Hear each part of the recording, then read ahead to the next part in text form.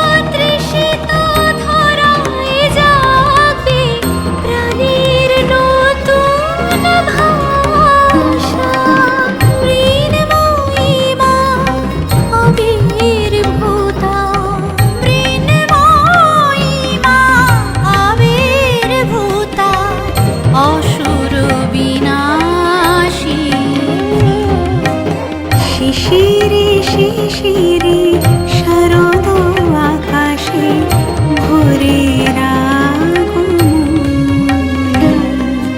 শিউলি ঝরানো দিনানিশি, শিউলি ঝরানো দিনানিশি, চির